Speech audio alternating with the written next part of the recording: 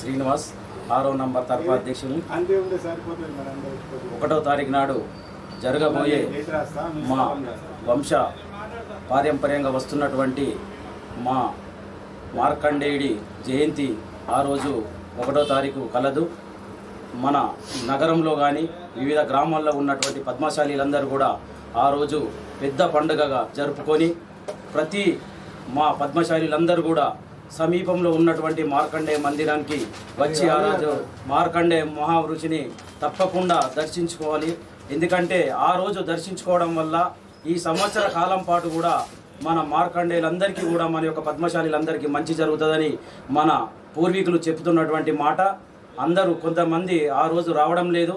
తప్పకుండా వచ్చి సమీపంలో ఉన్న మార్కండేయ మందిరాన్ని దర్శించుకొని ఆ రోజు జరగబోయే కార్యక్రమాలన్నిటికీ కూడా పాల్గొని విజయవంతం చేయాలని పద్మశాలీలందరికీ కూడా పేరు పేరున నేను ప్రత్యేకమైనటువంటి ధన్యవాదాలు తెలుపుతూ మీరు ఖచ్చితంగా పాల్గొనాలని నేను విజ్ఞప్తి చేస్తూ ఉన్నాను. అదేవిధంగా మీకు జరగబోయే కార్యక్రమాలు ఉదయం నుంచే ఉంటాయి కనుక ఆ కార్యక్రమంలో ఉదయం మనం హోమం ఉంటుంది, సాయంత్రం ఊరేగింపు ఉంటుంది మన మార్కండేయ మందిరంలో నగరంలో. తప్పకుండా పాలు పంచుకొని ఆ యొక్క స్వామి పాత్రకు కృపలకు పాత్రలు కాగలరని నేను విజ్ఞప్తి చేస్తూ ఉన్నాను. అదేవిధంగా మనం పాల్గొనడం వల్ల మనకు కూడా ఆ రోజు సంవత్సరం పాటు పాల్గొన్నట్టే, మార్కండేయ జయంతి రోజు పాల్గొంటే సంవత్సరం పొడుగు కూడా మనం పాల్గొన్నట్టే ఉంటుంది కనుక పాల్గొని ఆ కార్యక్రమాన్ని విజయవంతం చేయగలని కోరుచున్నాం.